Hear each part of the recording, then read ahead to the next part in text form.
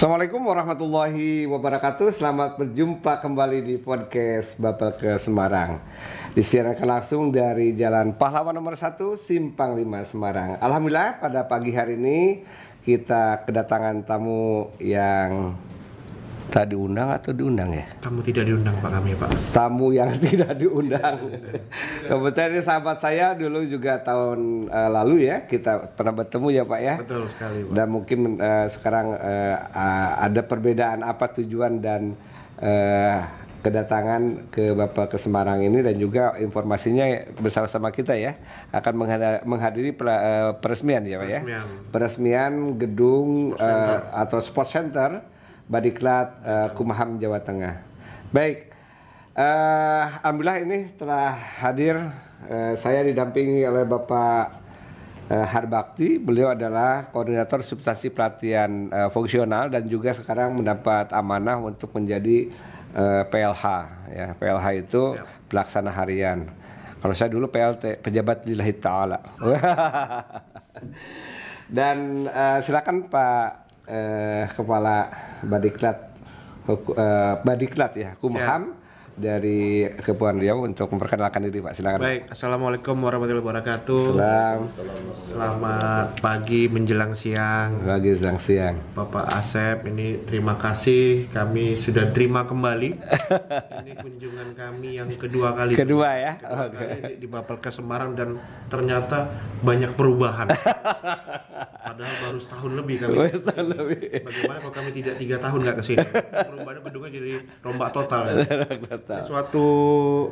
Suatu kebanggaan kami bisa hadir di tengah-tengah sini, walaupun kami istilahnya tamu tidak diundang. Karena kami tidak ada pemberitahuan, tidak ada surat menyurat, tiba-tiba nongol aja. Bahkan kami tadi baru mendarat tadi pagi jam 11, dan kami hanya sempat ganti baju di bawah semua. Wow, begitu.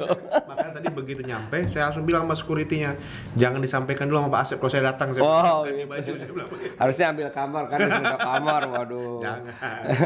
Jadi terima kasih, saya izin memperkenalkan diri. Di samping sebelah kiri saya adalah Pak Zulkifli, beliau adalah Kasubag TU saya. Subag TU ya, kalau kita Kasubag Gadung ya. Sekaligus sebagai PPK kami, dapat membuat komitmen. Biasanya penjabat pembuat komitmen komat kami tuh. Ya, komat kami, kerja komat kami malah marahin. Karena tidak sesuai prosedur dimarahin sama beliau. Yang misalnya Bapak minta pembayaran tidak sesuai prosedur dimarahin. Karena pejabat komat kami kalau kami bilang. Ya pokoknya SKB ya, sesuai ketentuan yang berlaku ya. Ya betul. Okay. Nah kami juga bersama teman-teman dari Badiklat Kepri hadir untuk kedua kalinya Pak. Kedua kalinya sebenarnya kami sekaligus mengisi kekosongan waktu kami. Waduh. Dalam rangka kita menghadiri undangan Badiklat Jateng. Oh iya. Tapi, maksudnya kosong waktu antara nanti pelatih peresmiannya jam 4 ya. Awalnya kami mau datang ke sini tidak hanya sekedar menghadiri Badiklat Jateng, namun ada datang secara khusus Pak. Bersama pimpinan kami di daerah Pak Kakanul sama kepala divisi. Dalam rangka kami ingin melihat semacam studi tiru, bukan studi tiru ya, mungkin semacam sebagai pembanding kami. Harapan kami di 2024, kalau kemarin kami curhat belum bangun, sekarang juga kami curhat. belum bangun juga Pak sekarang Pak. Mudah-mudahan nanti ada semacam. Tapi kan lahannya dulu luas. Sekarang lahannya mirip dengan ini ya. Bapak ke Semarang, mudah-mudahan lahannya menjadi lebih kecil tapi manfaatnya juga nanti menjulang Pak. Nah itu dia, mudah-mudahan kami ada gambaran sedikit. Tadi kami sudah diajak sama staf Bapak untuk keliling. Memang luar biasa banyak perubahan. Keren Pak. Kalau di bawah sudah di apoksi namanya Pak. Jadi di ininya apa namanya? Basement. Jadi kita bisa futsal Pak di sana. Kami pikir tadi di bawah itu cuma dicat biasa. Kami turun, kok licinnya saya bilang gitu. Ternyata memang di apoksi. Luar biasa. Dan ini pun ruang ini ada podcast, dan juga ini di cat hijau itu untuk pembelajaran. Virtual, Pak, ketika kita buat video, latar belakangnya diganti dengan latar belakang yang lain. Jadi ini luas supaya ada pembelajaran juga.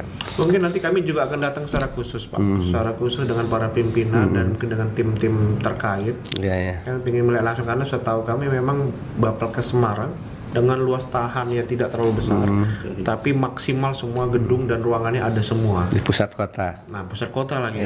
Jadi kalau Bapak pelatihan, ujung-ujungnya workshop. Sudah bekerja baru shop. Silakan beli apa? Ada namanya makanannya Pak? Bandeng Juana. Kemudian yang itu PMP, terus apa lagi banyak sekali ya. Apa tuh yang ada rebungnya apa tuh? Lumpia ya. Kalau di sana apa Pak? Luti gendang. Luti gendang sama luti gendang ya, luti gendang ya. Mita rempa ya Pak ya. Oh, baik. Siap. Betul otak. Pak, kira-kira tahun kemarin apa yang dilaksanakan dalam rangka pelatihan? Kalau kami kan juga sama dengan kerjasama dengan Badikat Hukum HAM ya, Jateng. Ya. Itu banyaknya latsar ya kalau kemarin kita. Ya. Kalau Bapak kira-kira? Kalau kami hampir sama Badikat Jateng. Tahun lalu kami ada latsar juga, latsar sama pelatihan-pelatihan yang teknis sama fungsional lainnya. Masuk BTCLS ya? Oh, iya. Nah kami kerjasama sama Bapak Batam, betul. Hampir sama. Nah tahun ini memang tidak ada latsar, jadi memang agak sedikit lebih cooling down. Cooling down ya. Tapi nggak tahu kalau 2024 nanti apakah ada penerimaan, berarti kan harus ada latsar kan gitu. Betul. Tahun ini kami tidak latsar. Kalau P3K mungkin ya arahnya ya? Arahnya seperti itu, tapi kita sampai sekarang belum menerima pedoman sama arahan dari. Oh jadi di Kementerian Hukum dan HAM belum ada penerimaan P3K ya? Belum. Kalau kami sudah. Oh sudah. Bahkan kemarin dari Rumah Sakit Karyadi itu bedol desa Pak. Jadi hampir 1.000 orang ikut ini karena pegawainya yang di banyak sekali honor. Ya karena dulu BLU ya. Asal dengan walaupun BLU tidak ada penerimaan yang di luar P3K seperti itu, sehingga diarahkannya ke P3K dan kita kemarin lumayan banyak kita. Kalau P3K itu tetap ini kan Pak, tetap ada latsar juga Pak ya, informasi. Ada sejenis latsar ya. Baik. Nah itu kami belum. Berapa banyak kemarin Pak yang latsar di sana? Kita latsar banyak kelihatannya ya. 1183. 1183. Ya. Total wilayah kerja kita ada 8 provinsi. Kita ada 1183. Iya. Yang sudah kita laksanakan dan alhamdulillah semuanya lulus 100%. Iya. Tentang berakhlak pelaksanaannya di mana tuh anak-anak itu? Anak-anak latsar. Bicara berakhlak karena pelaksanaan secara PJJ ya kita cuma bisa beranggapan bahwa mereka sudah memahami ya. Karena memang harapan kami sebenarnya yang namanya pelatihan latsar minimal kalau bisa sih ini Pak. Iya. Paling tidak kita bisa tahu karakter seorang anak ini. Karena namanya seseorang ketika kita melihat di TV atau di Zoom, ketika sama kita ketemu secara langsung itu akan berbeda Pak. Iya. Cuman karena kemarin kebijakan masih pandemi, nah kemarin kami harus mendukung program pemerintah terkait pembatasan kumpul, ya kami akan melaksanakannya secara virtual. Kalau kemarin kami ini Pak ya, Kemenkes semua blended ya. Kita bisa ketemu dengan itu. Mungkin juga selain itu karena kami kan belum punya bangunan Pak. Ini kembali kami curhat lagi nih Pak. Kedua kali kami belum punya bangunan. Kalau kemarin tuh podcastnya cuma sampai di pimpinan kepala biro Pak. Kos ini bisa sampai ke menteri Pak. Gitu. Kami belum punya bangunan Pak gitu. Tapi terlambat tuh justru harus diambil hikmah. Nah itu. Orang lain gedungnya udah tua, kita baru semua. Nah itu kami betul kan? Kami asumsikan ke teman-teman kita ibarat film India. Kalau film India tuh yang namanya itu selalu menang belakangan. Nah itulah. Nanti kami menang belakangan juga Pak. Walaupun menangnya kapan kami belum tahu. Tapi kami tetap terus optimis Pak. Tapi kan sudah tercantumnya di 2024 ya rencananya. Sampai sekarang alhamdulillah belum Pak. Belum Pak. Belum Pak. Jadi kami tetap optimis terus Pak. Jadi alhamdulillah belum tercantum. Kami tetap optimis, paling tidak kami sudah punya data dukung, kami sudah punya gambaran ketika nanti disetujui oleh pimpinan, kami akan bangun seperti ini. Iya. Gitu, makanya inilah maksud kedatangan kami, Pak. Jadi Bapak bisa perbandingan ini lahan ya. Kalau yang luas seperti di Badikat Hukum Jateng, tapi kalau minimalis datanglah ke kami. Dan kebetulan kami pun kita punya 2 kampus, satu di Magelang itu sedang pembangunan juga ya. Kebetulan sekarang ada BPK juga sedang pemeriksaan terkait dengan kualitas hasilnya. Jadi di sana pun bahkan rencananya hampir 10 tahun juga Pak karena keterbatasan anggaran. Pas pembangunan pertama ternyata anggaran kita harus diserahin ke Jakarta lagi. Kemudian kita baru struktur ya. Insya Allah tahun ini kita lanjut dan Bapak bisa berkunjung lagi ke gedung yang baru Pak. Kami akan datang dengan pimpinan kami dan tim-tim teknis. Siap. Oke. Jadi ini hanya kunjungan permulaan kami Pak. bulan kedua. Bulan kedua, makanya sebenarnya kami tamu nggak diundang, Pak. Iya, iya. Di surat itu ada Nista Maja Utama. Nah, nanti kunjungan ketiga insya Allah akan jadi. Amin. Amin, Pak, amin. Mohon doanya juga, Pak. Mohon doanya supaya kami bisa bangun, kami bisa tidak mengontrak, Pak, di ruko, Pak. Iya. Selain Lasar, BTCLS kan kalau nggak salah Jiwa Korsa itu apa aja yang dilatihkan di sana? Kan ada yang apa sifatnya teknis ya, teknis pengamanan apa? Kami ada pelatihan teknis tingkat dasar untuk pemasyarakatan kita ada. Tahun lalu kita sudah laksanakan. Kalau tentang keimigrasian? Ada juga kemarin. Pendidikan keimigrasian ada, tentang status visa juga ada. Visa ya. Kadang kan juga kami kan termasuk salah satu Badik Kepri merupakan laboratorium keimigrasian. Ya karena itu ya apa namanya? Karena perbatasan itu. Perbatasan ya. Dan masuk salah satu juga kayaknya mungkin koreksi saya. Kalau saya nggak salah Kepri termasuk salah satu provinsi yang TPI-nya terbanyak dibanding provinsi lain mungkin ya kalau saya nggak salah, tapi mungkin TPI itu apa? Tempat pemeriksaan keimigrasian. TPI. Kalau misalnya kita dari paling banyak ya. Paling banyak pelabuhan-pelabuhan kan dulu Bapak pernah di Batam tuh. Bapak bisa ngitung untuk di kota Batam aja yang begitu kecil itu ada 8 TPI kalau saya nggak salah. Kemarin saya baca di medsos itu satu hari 50 orang ya untuk pelayanan cepat katanya untuk paspor ya, seperti itu. Paspor itu mungkin di kantor imigrasi kalau TPI ini kan pelabuhan ya, di pelabuhan. Nah kemudian di TP juga ada katanya kan gitu untuk pembuatan paspor. Itu ada masuk program kepala kantornya kan. Iya betul. Yang makanya itulah dijadikan dasar kenapa Badik KPI menjadi laboratorium keimigrasian. Iya. Jadi kalau kami unggulannya 3 Pak ya. Pertama untuk primary health care, kemudian 2 kesehatan jiwa, yang ketiga promosi kesehatan. Kalau di sana apa aja? Kita baru itu Pak. Itu. Baru karena kita belum punya gedung Pak ya. Kita belum punya gedung, jadi yang kita unggulkan itu kemarin aja laboratorium keimigrasian itu Pak. Iya. Yang lain kita yang bersifat aplikasi sih Pak. Ngomong kalau laboratorium keimigrasian, Bapak udah berapa kali ke Singapura sama Johor Pak? Alhamdulillah Pak, saya baru. Enak Pak, masuk kamu sini. Karena keimigrasian keunggulan ya otomatis ya, sekalian uji petik ya ke sana ya seperti itu. Cuma saya nggak enak kalau saya ngomong Pak nanti Pak. Udah berarti nggak kehitung ya? Bukan nggak gitu Pak, nggak nyampe 5 kali Pak. Malu saya Pak. Nggak nyampe 5 kali, makanya saya bilang jangan ngomong di sini Pak. Nanti dia bilang kita jadi laboratorium keimigrasian sedangkan petugasnya belum pernah ke Singapura sama ke Johor kan gitu Pak. Jadi ketika ditanya di podcast ya, teman-teman sudah siapin juga paspor ya silakan jalan-jalan ke sana lah. 1 jam selesai kan gitu. Bukan apa-apa, kita juga di sana itu Singapura itu ada negara nomor 1 di bidang ini performance index itu ya, yang dari ini Transparansi Internasional ya. Jadi nilai terkait dengan korupsi itu rendah sekali di sana.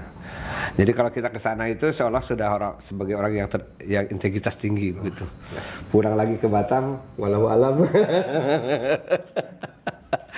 Ya, apa namanya Pak? Itu HPI ya? Human Performance Index. Iya, yang itu yang Transparansi Internasional tuh. Saya malah baru dengar sih. Baru dengar ya? Malah saya bertetangga sama Singapura Pak. Waduh.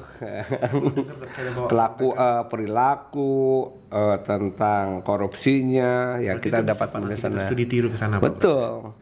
Kalau kemarin kita di waktu ke Paris nggak berarti Pak? Ke Paris ya ke Paris mimpi aja. Iya. Itu apa namanya, waktu saya di Batam itu sendiri kan kita ada kerjasama dengan ini Politeknik Nanyang. Jadi kita agak sering ke sana juga sih. Nanyang itu deh. Iya, Nanyang. Universitasnya Pak. Iya, di Singapura. Nanyang University. Enggak Politeknik Pak. Kalau sekarang mungkin universitas ya.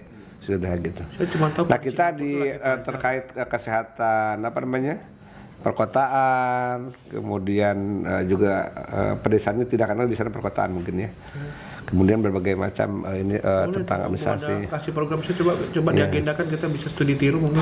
Iya, nah kalau perlu ke Nanyang ya nanti saya kasih nomor telepon orang Nanyang. Wih, begitu Pak. Iya, terkenal karena lulusannya konon kabarnya banyak ini langsung kerja katanya begitu. Iya. Silakan Pak Hanbarti, kira-kira mau nanya apa ngobrol-ngobrol kita ini di podcast ini. Kita baru-baru ini podcast yang berempat begini Pak. Iya. Kemarin pernah berenam, tapi komunikatifnya terlalu sering dengan saya host dengan sudah pasti ini. Silakan. Sekarang ini sama-sama KTU Pak, sama Kasubagado. Kabatu Pak, kepala bagian tata usaha. Kepala batu Pak. Kira-kira bisa ditanyakan Pak, silakan Pak. Pengalaman menariknya apa Pak jadi Kasubagado TU? Berhubung saya baru belum mencukupi 2 bulan. Oh, belum mencukupi 2 bulan. Beliau ini Pak, saya simpulkan. beliau ini dulu adalah alumni dari imigrasi Pak. Imigrasi di mana? Saya dulu imigrasi Batam. 27 tahun. Oh, 27 tahun?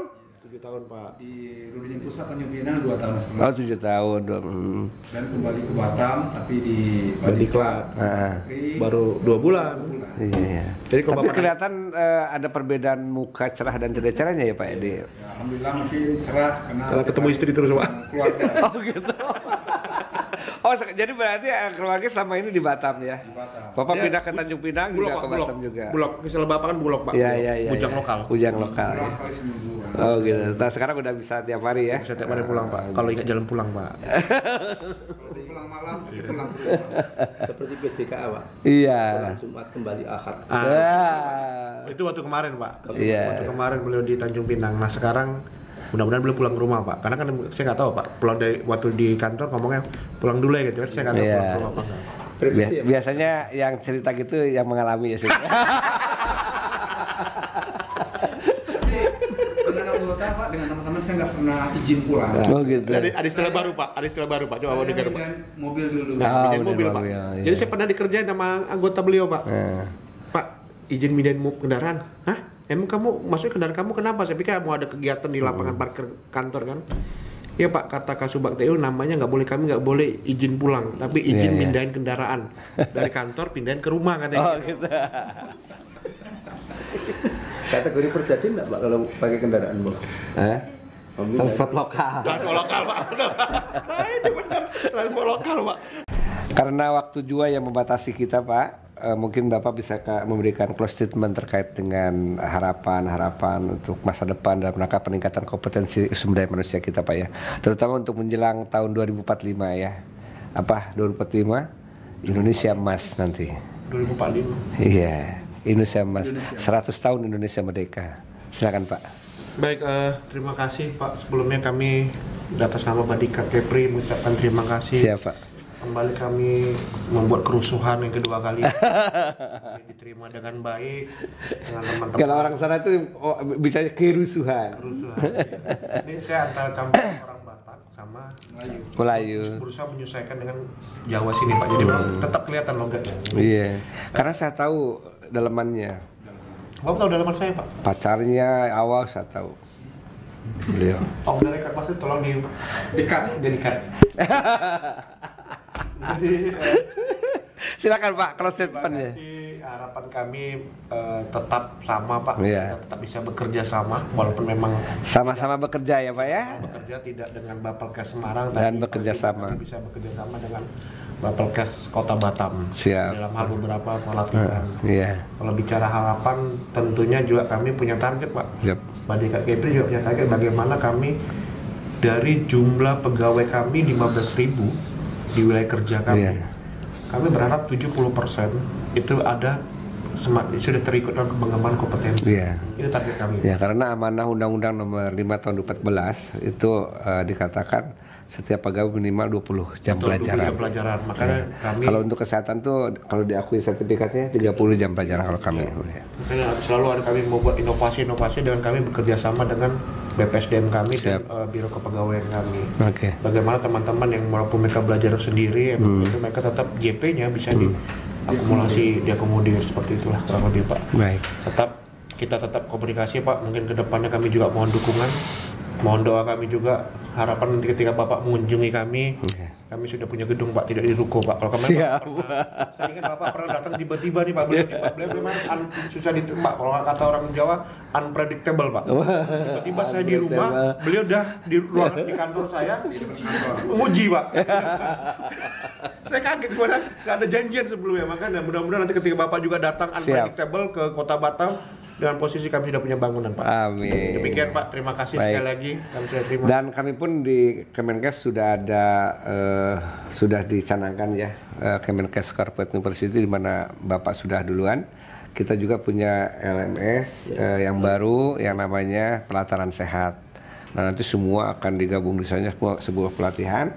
Dengan Korpio sendiri kan mungkin tidak akan 100% tatap muka, kecuali yang harus praktek-praktek ya. Mungkin yang teorinya diinikan dulu daring, kemudian prakteknya baru ketemu. Sehingga Corporate University itu ya 10% tatap muka, 20% coaching and mentoring, dan 70% itu praktek di kantor masing-masing untuk penguatan. Bapak Ibu sekalian yang saya hormati, demikian bincang-bincang kita yang mungkin tidak direncanakan karena beliau menyatakan tamu tak diundang, tapi saya undang ke sini. Siap. Dalam rangka podcast. Selamat berjumpa kembali di podcast berikutnya di podcast Bapak Kes Semarang. Wassalamualaikum warahmatullahi wabarakatuh. Waalaikumsalam.